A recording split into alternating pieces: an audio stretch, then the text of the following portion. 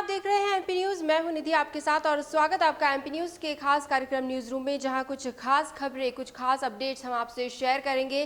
तो चलिए शुरुआत करते हैं और आपको बताते हैं कि उत्तर प्रदेश के हाथरस का मामला अभी शांत भी नहीं हुआ था। पूरे देश में इस मामले को लेकर आक्रोश जारी है, लेकिन इन सब के बीच मध्य प्रदेश के खरगोन जिले से एक ऐसी ही बुरी खबर सामने आई है। खरगोन जिले में एक नाबालिग के साथ गैंगरेप का मामला सामने आया है, जहां 15 वर्षीय किशोरी को किडनैप कर 3 लोगों ने सामूहिक दुष्कर्म किया और फिर उसे जान से मारने की धमकी भी दी है। घटना का विरोध करने पर तीनों दरिंदों ने पीड़िता के भाई के साथ भी जमकर मारपीट की और फिर वहां से फरार हो गए। पीड़िता के भाई ने फोन पर परिजनों को पुलिस को सूचित किया। हालांकि पुलिस अभी तफ्तीश कर रही है, छापेमारी कर रही है, लेकिन अब तक कोई भी गिरफ्तारी इस मामले में नहीं हुई है और घटना के बाद से ही ग्रामीणों में काफी आक्रोश देखने को मिल रहा है। अभी भी पुलिस पर दबाव बनाया जा रहा है, जल्द से जल्द कार्रवाई की, गिरफ्तारी की मांग की जा रही है, लेकिन पुलिस का यही कहना है कि अभी आरोपियों की तलाश जारी है। हालांकि इस घटना को लेकर एमपी कांग्रेस ने ट्वीट किया है और शिवराज सरकार पर निशाना साधा है। कांग्रेस ने ट्वीट कर लिखा है कि खरगोन में यूपी जैसी घटना, आधी रात आए और नाबालिग से दुष्कर्म। मध्य प्रदेश के खरगोन में 15 वर्षीय नाबालिग के साथ 3 अज्ञात बदमाशों ने दुष्कर्म किया और लड़की के भाई के साथ भी मारपीट की। शिवराज जी, यही राक्षस राज वापस लाने के लिए क्या विधायक खरीदे थे? बेशर्म राज, इसे हाईलाइट किया गया है ट्वीट में, बेशर्म राज। तो कुल मिलाकर ये जो घटना है, इस पर कांग्रेस ने ट्वीट किया है और शिवराज सरकार पर निशाना साधा है। वैसे एक तरफ अगर हम देखें तो लगातार इस तरह की जो घटनाएं हो रही हैं, ये घटनाएं बढ़ती जा रही है, ये चिंता का विषय है। लेकिन दूसरी तरफ महिलाओं के साथ, बच्चियों के साथ जो ये आपराधिक गतिविधियां हो रही है, इस पर अब राजनीति भी की जा रही है। ये इतना भी ठीक नहीं है। राजनीति अपनी जगह है, लेकिन महिलाओं के साथ हो रहे अपराध अभी भी चिंता का विषय बने हुए हैं और इसे लेकर अब जनता में आक्रोश भी साफ तौर पर नजर आ रहा है। खास तौर पर सोशल मीडिया पर हम देख सकते हैं कि लोग किस कदर गुस्सा हैं। खैर, क्या कार्रवाई होती है बताएंगे आपको, लेकिन फिलहाल न्यूज रूम में आगे बढ़ेंगे और जानेंगे कुछ पॉलिटिकल अपडेट्स। उपचुनाव से पहले ग्वालियर में कांग्रेस को तिहरा झटका लगा है। एक बार फिर बड़े नेताओं ने कांग्रेस का हाथ छोड़ दिया है। क्या है अपडेट बताते हैं आपको। 3 बड़े जमीनी नेताओं ने कांग्रेस का साथ छोड़ बीजेपी की सदस्यता ग्रहण की है, जिनमें ग्वालियर विधानसभा से टिकट के प्रबल दावेदार वरिष्ठ नेता पूर्व जिलाध्यक्ष एवं प्रदेश महासचिव अशोक शर्मा, इन्होंने कांग्रेस महासचिव पद सहित पार्टी की प्राथमिक सदस्यता से भी इस्तीफा दे दिया और भोपाल में भाजपा की सदस्यता ग्रहण की है। इसके अलावा प्रदेश सचिव बसंत शर्मा और पूर्व पार्षद एवं मांझी समाज के प्रदेश अध्यक्ष केशव मांझी ने भी कांग्रेस पार्टी को अलविदा कह दिया है। भोपाल में मुख्यमंत्री शिवराज सिंह चौहान, सांसद ज्योतिरादित्य सिंधिया और प्रदेश अध्यक्ष वीडी शर्मा की मौजूदगी में एक बड़े से कार्यक्रम में इन 3 बड़े दिग्गज नेताओं ने भारतीय जनता पार्टी की सदस्यता ग्रहण कर ली है। तो एक बड़ा झटका उपचुनाव से पहले कांग्रेस को लगा है। इसके अलावा अगली अपडेट, पूर्व मुख्यमंत्री कमलनाथ अब आने वाले उपचुनाव में एक बार फिर, जैसा कि 2018 में उन्होंने किया था, वही फॉर्मूला एक बार फिर अपनाने जा रहे हैं। इस बार भी कांग्रेस की ओर से घोषणा पत्र नहीं बल्कि वचन पत्र जारी किया जाएगा। प्रदेश कांग्रेस अब मिनी वचन पत्र के सहारे 28 सीटों को जीतने की कोशिश कर रही है। कांग्रेस पार्टी ने 28 विधानसभा सीटों के लिए 28 मिनी वचन पत्र तैयार किए हैं, जिनमें स्थानीय मुद्दों के जरिए लोगों को लुभाने की कोशिश की गई है। इन स्थानीय मुद्दों में कृषि, किसान, सिंचाई, बिजली, शिक्षा, स्वास्थ्य, खेलकूद, पेयजल, पर्यटन और सड़क निर्माण इत्यादि को शामिल किया गया है। तो उपचुनाव की जो रणनीति बनाई जा रही है, उसमें कांग्रेस की ओर से अब वचनों का, वादों का पिटारा खुलने जा रहा है। अगली अपडेट, तारीखों के ऐलान के साथ ही चुनाव आयोग ने उपचुनाव वाले 12 जिलों में आचार संहिता पूरी तरह से लागू कर दी है, लेकिन 7 जिले, जिनमें कि ये ग्वालियर, मुरैना, सागर, इंदौर, बुरहानपुर, खंडवा और देवास, ये 7 जिले ऐसे हैं जिनमें कि सिर्फ उन विधानसभा क्षेत्रों में आचार संहिता लागू होगी जिन सीटों पर चुनाव होने हैं, यानी पूरे जिले में नहीं होगी, सिर्फ विधानसभा सीट वाले जो क्षेत्र हैं वहीं पर आचार संहिता लागू होगी। और इसे लेकर चुनाव आयोग ने गाइडलाइंस जारी कर दी है और आचार संहिता का उल्लंघन करने वालों पर कड़ी कार्रवाई के निर्देश भी दिए हैं। बुधवार को भोपाल में चुनाव आयोग की सर्वदलीय बैठक में आयोग की ओर से ये सभी दिशा निर्देश जारी कर दिए गए।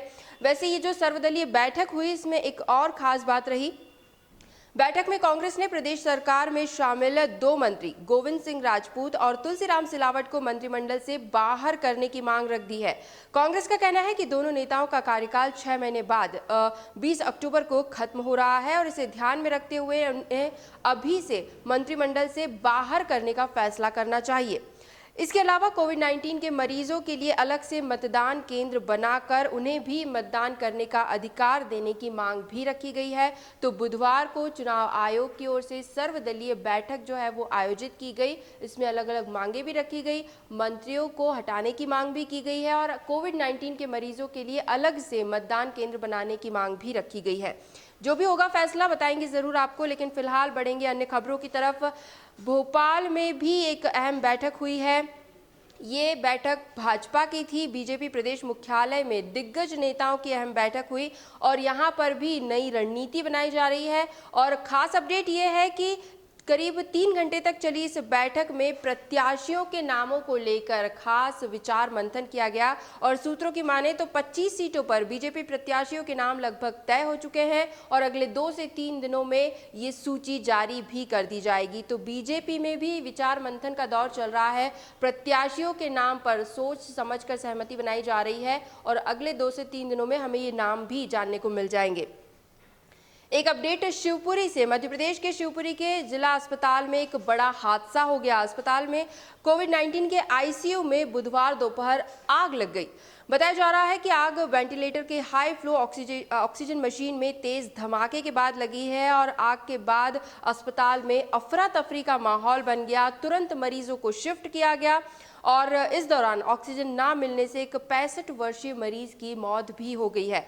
हादसे के वक्त मेडिकल स्टाफ के लोग भी वहां मौजूद थे जिन्होंने अपनी जान बचाई और घटना के बाद कलेक्टर अक्षय कुमार सिंह और सहायक कलेक्टर भी मौके का जायजा लेने पहुंचे।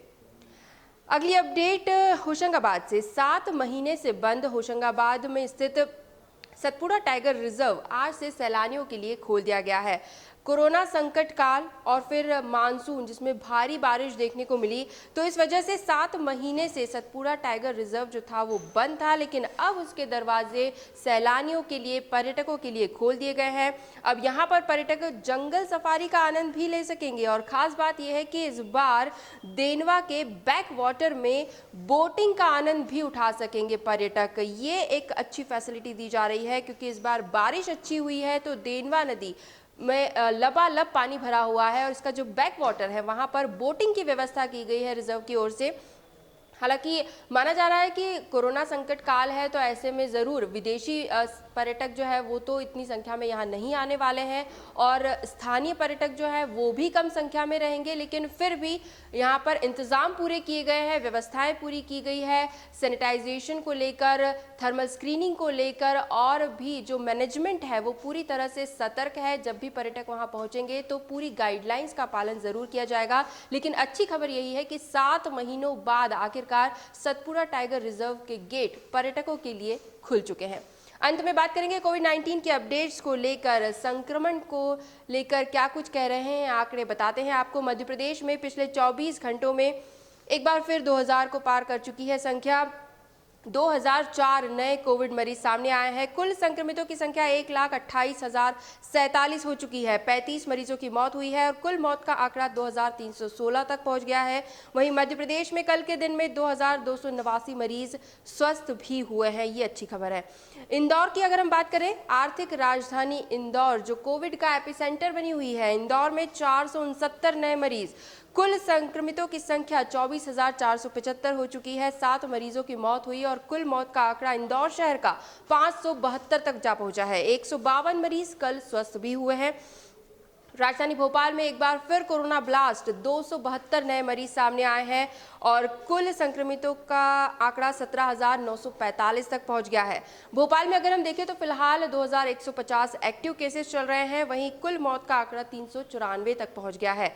पिछले 24 घंटों की कुछ खास जिलों की अपडेट आपको दे दें। ग्वालियर 123, जबलपुर 176, खरगोन 53, सागर 23, नरसिंहपुर में 41 नए मरीज, धार में 24 नए मरीज, बड़वानी में 17, होशंगाबाद 47, मंदसौर में 21, झाबुआ में 42 नए और राजगढ़ में भी 12 नए मरीजों में कोरोना की पुष्टि हुई है। तो संक्रमण के आंकड़े अभी भी यही इशारा कर रहे हैं कि संक्रमण अपनी रफ्तार पकड़े हुए है, लेकिन आपकी सावधानी, आपकी सतर्कता आपको बचा सकती है। तो जानकार बनिए, सावधान रहिए, सतर्क रहिए और अपनी सेहत का पूरा ख्याल रखिए। एमपी न्यूज़ के न्यूज़ रूम से फिलहाल यही अपडेट्स, लगातार और भी खबरें और भी जानकारियां हम आप तक जरूर पहुंचाते रहेंगे। बस आप बने रहिए हमारे साथ, देखते रहिए एमपी न्यूज़। धन्यवाद। एमपी की नब्ज, एमपी का हाल, मध्य प्रदेश की हर खबर एमपी न्यूज़ टीवी के साथ। लगातार खबरों के लिए सब्सक्राइब करें हमारा YouTube channel MP news TV. Latest updates के लिए बेल आइकन दबाना जरा भी न भूलें।